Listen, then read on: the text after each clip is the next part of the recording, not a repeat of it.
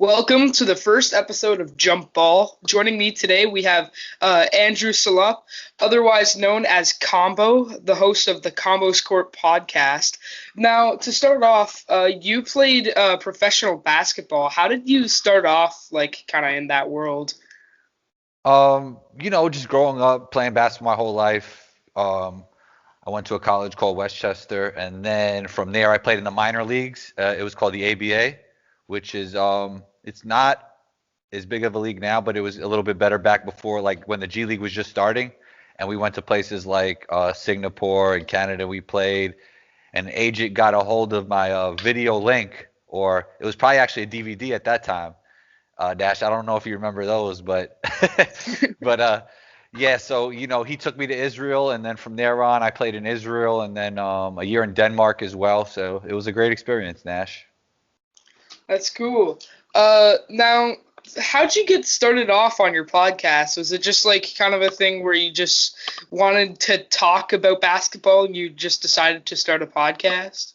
Yeah, that's pretty much what it was. I was interested in play-by-play and commentary, but I figured that the best way to get in talking about basketball was just start your own. And my last year overseas, I just got into it. I was listening to a lot of podcasts, and I just decided to start one after my career. And it's great that it's worked out so well. I've been listening to your podcast for a while now. It's great. Appreciate that. So, Most how do you definitely. feel about the multiple guys who have taken big jumps this year? Say like Colin Sexton, Jeremy Grant, Christian Wood, Julius Randle, who I already named. How do you feel about how those guys are going to continue in the future? Yeah, I think all those guys are great. Jeremy Grant bet on himself. He didn't make more money in Detroit, but he felt like or it wasn't much more money, or even might have been a little bit less. I'm not sure, but it was around the same money, and he felt like he needed more of a role, a bigger role. And he turned out to be right, man. He's looking like he could be a primary player on the team. I mean, even though it's not a winning team right now, he's playing really well. Who you didn't mention was Zach Levine, who made another jump, who's continued to make jumps over the years. And I think he's just so skillful. He was always athletic, but now he really took that skill component to another level, three-level scorer, improved passer, really leading the team, never backs down from a challenge. Yeah, Julius Randle, I mean, he seems to have got in better shape. And on top of that, he's playing with a different mindset, a more willing passer.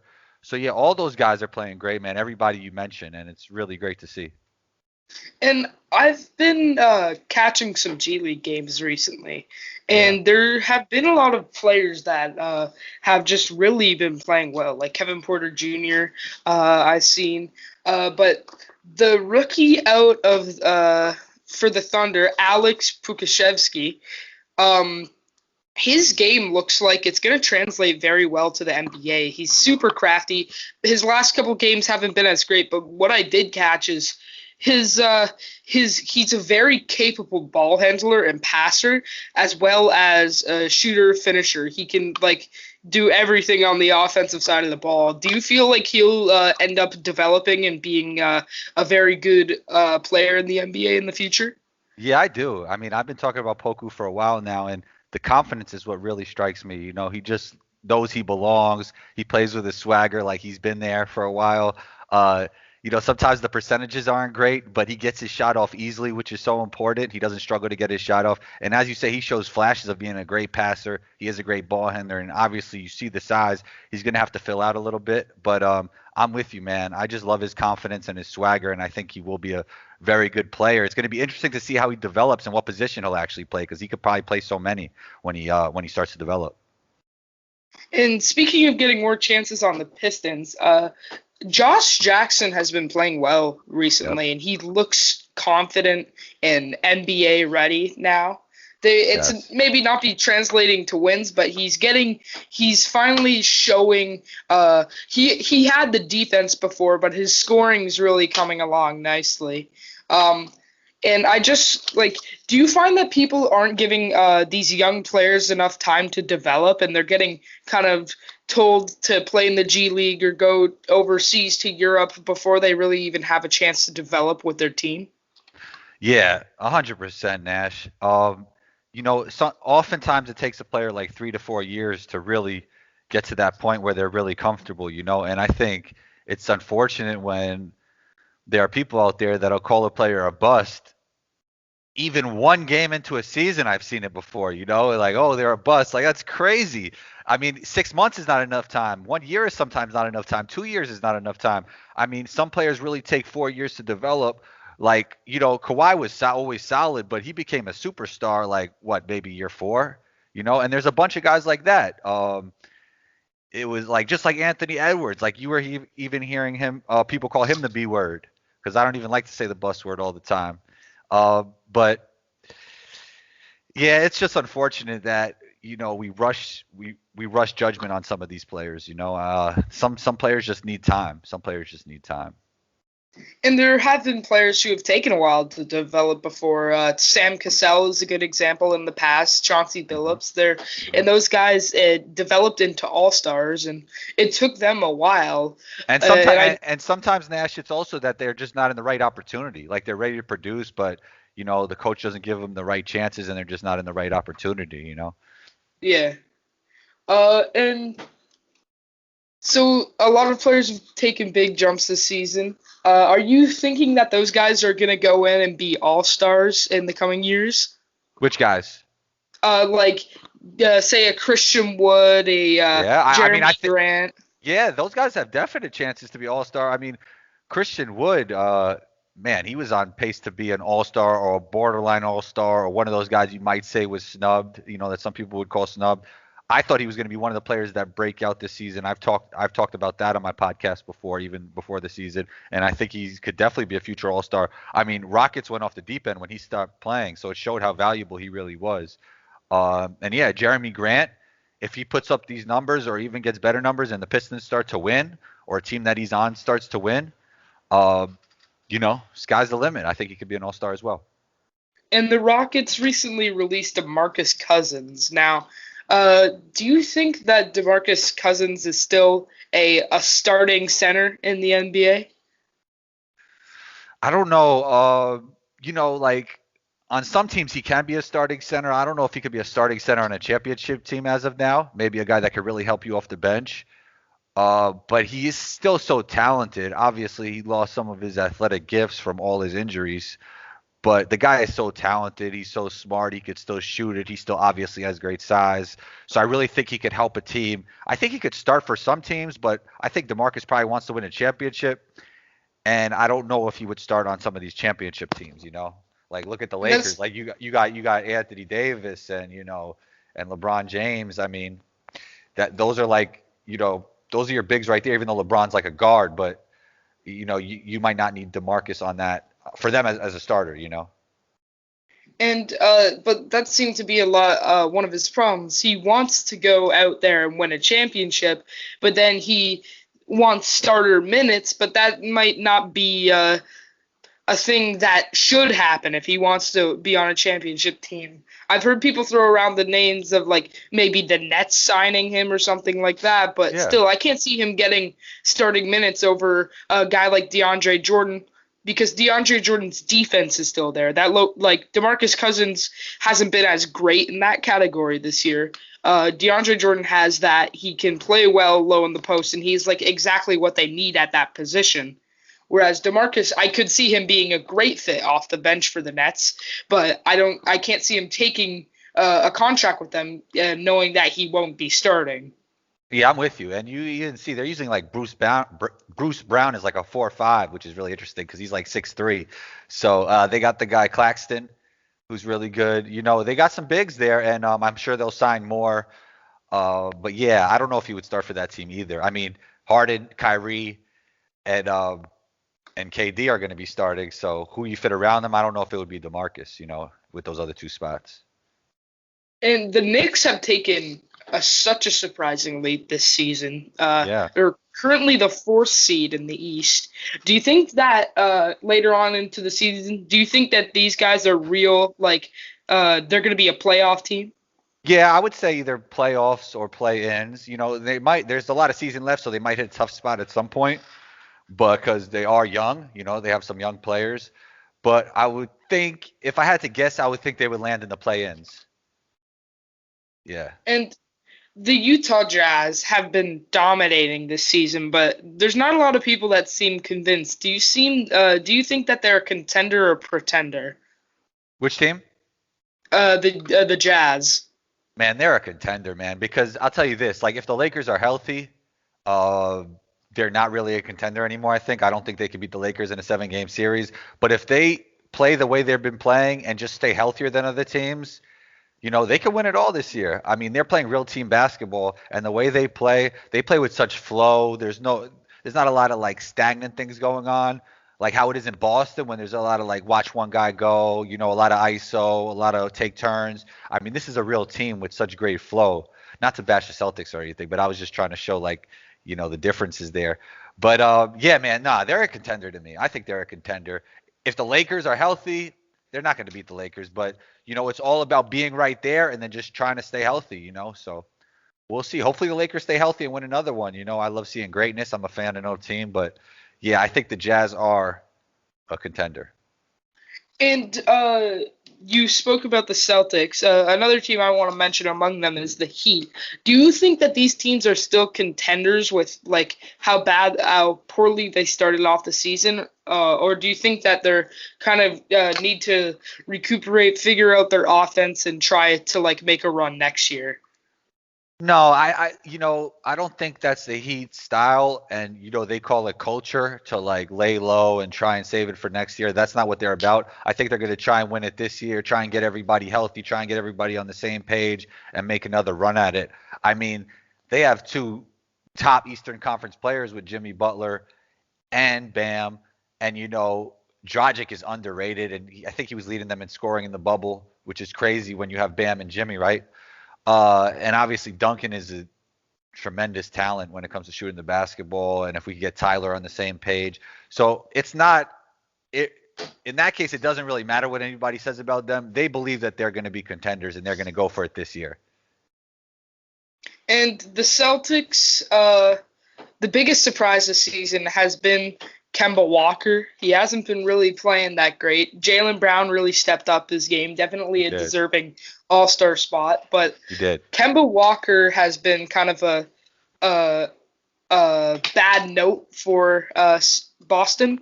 Do you think that he'll be able to power through these injuries, or do you think that it's catching up to him?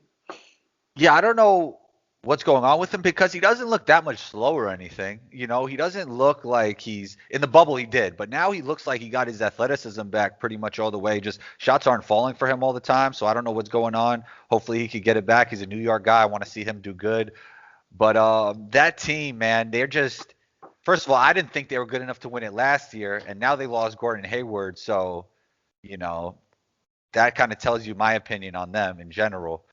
So, and there's just too much stagnation on offense. There's not enough flow to their offense, and I don't really think they're a contender in my opinion last year, and I don't even think they're as good this year.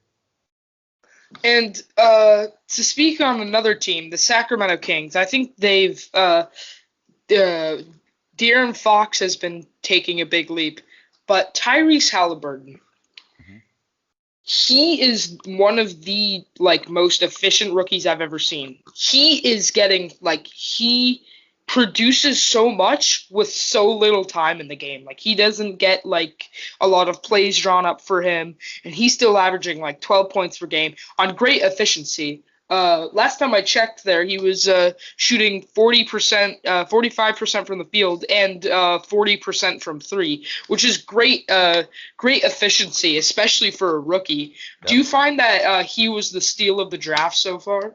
Yeah, for everybody who listens to Combos Court, I was talking about Tyrese Halliburton the most out of every prospect. Anthony Edwards was one of the guys I was talking with as well. But he was the number one pick, so that's not saying much. I think a lot of people were high on him, even though some people are low on him. But I was telling people, Tyrese Halliburton was a proven winner, tremendous feel for the game, makes everybody around him better. His spot-up shooting numbers were incredible coming out of college. So, yeah, man, I just thought I was surprised that he went that late in the draft, and I was high on Tyrese Halliburton. When there was a point where he was kind of higher on those mock drafts, and I was high on them then, and then I seen him go he started to get closer to the lottery, and then you started seeing him almost around 5 or 4, around or even 7, And then, draft night came up. He slipped all the way to 12th, right? Yeah, I think it was 12th to the Kings. And I was surprised, man. A lot of those teams probably should have took on him, and I was really surprised that they didn't select him. So it's a great steal for the Kings, man. And do you have any rookies this year who you kind of expected to be like developing and who are really like NBA ready? That you find like maybe a Cole Anthony I find has looked super like confident and NBA ready, and he's already the starting point guard of a team that could definitely make the playoffs this year. Yeah, Peyton Pritchard's another one. Cole Anthony, shouts to him, New York guy. He's playing great. But Peyton Pritchard, man, I mean, I know the Celtics have struggled, but he's been a real bright spot for him. He shows he's NBA ready, and he's going to be an NBA player for many years to come, man. So that's a great pickup for them. And back on Tyrese Halliburton, I feel like he's under talked about when it comes to Rookie of the Year races. Now, LaMelo has the stats, but he actually just won Rookie of the Month. But do you think that Tyrese Halliburton has a solid case that it could be a question in the when it comes to the end of the road, who's going to be a Rookie of the Year? Yeah, I think it's close between him and LaMelo. LaMelo is just more box office, he's going to get more highlights on TV. They're going to talk about him more, so narrative will shift towards him. But on top of that, I think he probably deserves it at this point, LaMelo. But I would love to see Tyrese win because I was high on him really early, so pretty early. So yeah, it's between those two. And I mean, Quickly's playing great, but I don't know if he's in that race as of now. But he's top 5 for sure. So I would love to see Tyrese win, but I think LaMelo is at this point he's probably number 1 right now, and he's probably leading the pack. And before the season started, Klay Thompson went down with a terrible injury. Do you think the Warriors can still make a decent run in the playoffs or even make the playoffs without Klay? Yeah, I mean, I think they can. They're in 7th right now, so they have a pretty good shot.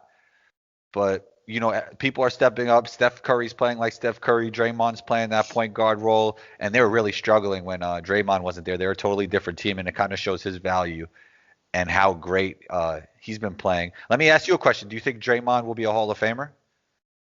Draymond, it's an interesting case because his stats don't really jump out, but anybody who watches Draymond play, how big of an impact he has. I do, in my opinion, he should be, but I don't know if he'll get that nod. Because I think it could be like a guy who I definitely think deserves to be in the Hall of Fame, like the completely different role than Draymond, but Joe Johnson. Crazy scorer. Yeah. If you watch him, he's a great talent, but he never got there. And I think that he deserves Joe Johnson probably just needed one championship, and then he wins. Yeah. That's what happened. Then you have Draymond. He does have Defensive Player of the Year. He's got multiple All-Star he's been on the All-Star team. He's also a 3-time NBA champion. I could definitely see him getting it. It's just a matter of he deserves it for sure, but I don't know if the league will give it to him because there's always been this kind of bad narrative around Draymond ever since for a long time now because he complains a lot to the refs. He's got there's the Steven Adams incident. I don't know. So a lot of people don't like Draymond a lot, and I think that could affect his chances to get in there. And I'm not a huge Draymond fan, but I can see his impact on the court, and I think he definitely deserves it. Yeah. No, I could see that. I could see that for sure. Definitely. So to talk about the MVP race really quickly, do you think, in terms of narrative, which that's a big part of the MVP race is narrative. So right. Obviously Jokic is playing out of his mind. It's great to see him play this, but I think LeBron's going to get it because he has the narrative. 36 years old. He'll be, I think, the second oldest MVP ever if he wins that. But he's got the narrative on his side. Because a lot of times what happens is guys win an MVP or 2 MVPs, and they can play at an MVP level and be the best. Say LeBron in 2018. when Harden won MVP. Harden deserved it, but I still think LeBron was under talked about just because they say, oh well, he's already got 4 MVPs. Why give him another one? Hmm. But I think that kind of narrative of like LeBron coming in, getting an MVP at the age of 36, it's crazy how good he still is. Yep, I agree. Um, and there's a chance. Do you think that LeBron, after his contract's up, he's just gonna wait and see who drafts or signs Bronny and just go there, play with his son? There's a good chance of that, man, because I think also LeBron wants to be the all-time scorer leader, and he has those kind of goals, and I think he would love to get 7 championships, right? Because then who would be able to argue with his GOAT status, even though some would? Yeah, I could see all that happening, man. I think, unfortunately, Bronny just hurt his knee, which that really sucks. Yeah. Prayers to him and his family and LeBron. But yeah, I think that could definitely happen. I could see them playing on the same team, and Bronny will probably be in the NBA soon. And if the Lakers go on to win another championship this year, and let's say that hypothetically they win the championship and LeBron gets MVP, do you think that there will be more people switching over saying LeBron's the GOAT over say Kobe or Jordan? Well, I think it was shifting, and then the documentary came out, and then it shifted back to Jordan, and then LeBron. I bet you if you took polls, like they would change right after the documentary came out, and then they would change again right after LeBron won that last championship last year in the bubble.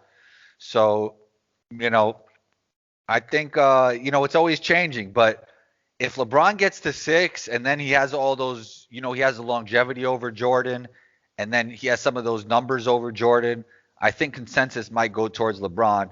But there are also going to be people that grew up watching Michael Jordan that might not ever let go of that. So.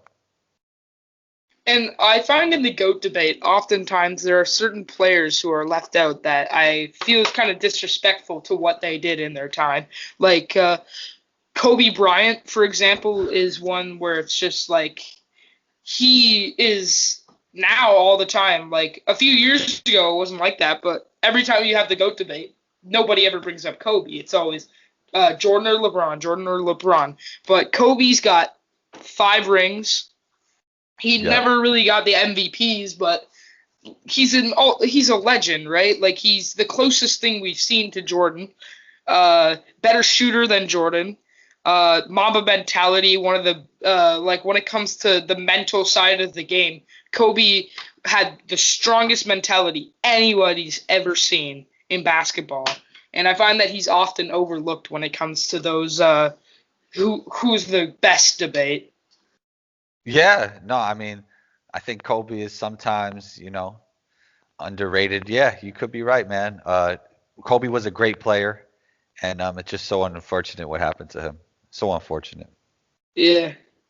And speaking of that, do you think that sorry, I lost my train of thought there. It happens. It happens, Nash. Yeah, but I was gonna say, do you think that Kobe deserved that MVP the second year that Steve Nash won? A lot of people thought that Kobe deserved the MVP that year. I mean, Kobe was the better player, but yeah, I mean, Kobe probably deserved that one, but we can't go back in time. I mean, Kobe is obviously the better player, but Nash just happened to win the award, and that's how it goes sometimes. But I think Kobe, I mean, he only has one MVP, which is kind of crazy. I mean, I would think such a great player he was that he probably deserves more than one somewhere, right? Yeah, Yeah. and the thing with Steve Nash too is like at that time Kobe could have. There were a lot of people that could have looked at Kobe as kind of a villain in the NBA, because there was that narrative that he kind of got Shaq kicked out of LA. Shaq was playing winning basketball, and Miami, and I think after that, so 05, 06, yeah, so Shaq won the ring that year. Yep. So that's it's an interesting situation because you can definitely see where he would have deserved it, but it's hard to kind of just be like, oh well, Yeah, but he had the villain kind of narrative during that time. And Steve Nash was a back-to-back MVP, which was great for him. I mean, Steve Nash, one of the greatest point guards of all time, 50, 40, 90 club, Yeah. one of the greatest passers, shooters, everything Yeah, ever. probably the But second best shooting point guard ever besides Curry. And at the time, he was the best, in terms of, yeah, yeah, so skilled. Yeah, definitely. and when it's all said and done, do you think there will be a GOAT debate for Curry? Because I have not seen anybody like it's almost comparable to Wilt, like the way he changed the game of basketball. Like there Yeah. is a team that doesn't shoot threes now, No, and no, he's definitely one of the guys that changed the game. I don't think he's in the GOAT debate. I think the GOAT debate, is I don't think he's included in that, but I think he could definitely get in that top 10. I think he could definitely get in that top 10. yeah, and Curry And on and his story's not written yet, so we have to see. yeah, You know? because I can see if Curry wins like more like a even one more ring, a lot of people could put him over like say like John Stockton or something when it comes to like all-time point guards. I I don't think he's think I think he's ahead of Stockton now. really. I don't know. It's Yeah. kind of tough for me because John Stockton's like assists and steals record. It's just he had such a big impact on the offensive and defensive side of the ball. No, you're right about that. Yeah, you're right about that. But I would say that most would have Curry over, Stockton. I mean, that unanimous MVP, that's huge. And the way he changed the game, as you said, I think So many would have. Yeah, who go ahead. would you say is top three then? Would you say like Magic, Curry, Stockton when it comes to the point guard conversation? Because you got guys like Oscar Robertson I and would Steve Nash. Yeah, I mean, it depends on what you consider a point guard too. That's part of it. I would have um, I would have Magic over Curry. I would have and it's I mean, it's getting close, especially if Curry wins some more championships. I think I would have Jason Kidd over Stockton too. I think he's an underrated point guard. I Definitely, think Jason Kidd was great in his time, and he went yeah, made a big impact on multiple different teams and proved that he was like a winning guy. And then he got that championship in Dallas in 2011. yeah. And I mean, and right, his peak, he was really good. Like he had that. He wasn't as good as LeBron, but he had that effect where he could just drag a whole team, really far. He could like put them on his back and like take them to places that other players just probably couldn't. Yeah, He's a winning player. Like like that year that he was on the Knicks, even though he was older. I mean, that was one of their winning years when they didn't have many winning years, like stuff like that. And the way he took the Nets team all the way to the finals, like that was incredible. Even though they had some great players like Vince Carter and Richard Jefferson and some of those guys. But Jason Kidd is an underrated point guard. I would have him a lot. I would have him probably top 5 point guards. and speaking of Jason Kidd, you mentioned his ability to draw a whole team towards him. Now, I've seen multiple plays where he's just on the fast break and he fakes a pass and the whole team goes for it. But then there was this one play where he fakes the pass uh, and then went through the legs and went exactly to the guy that he just faked it to because everyone was like, oh, he's going up for a layup. Right, He had right. like 4 guys on him, just right between the legs over the dude in the corner. And I think that like that court vision is just insane because not a lot of guys, It's like he sees the game a few steps ahead, right? yeah.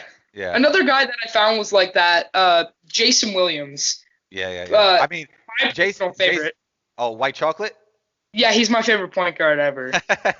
He was great, man. He brought so much flash to the game, and it was incredible. It was like a reincarnation of Pistol Pete, because Pistol Pete was doing that kind of stuff way back in the '70s, and Jason Kidd kind of like I mean Jason Williams kind of brought that back, that flair, that style.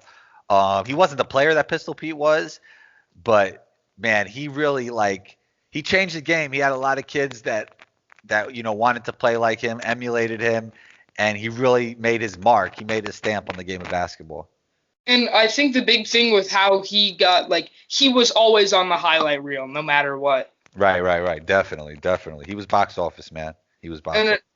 Another guy that I found is kind of an underrated player when it talked in the all-time power forward debate. Chris Webber, I find is kind of under talked about. He is. I would agree with you. And he was a great passing. big man. He played the 4 and the 5, and he played with Jason Williams. Uh, he was incredible, man. Could run the floor, could finish, could defend, uh, rebound. He did it all, man. Chris Webber was great.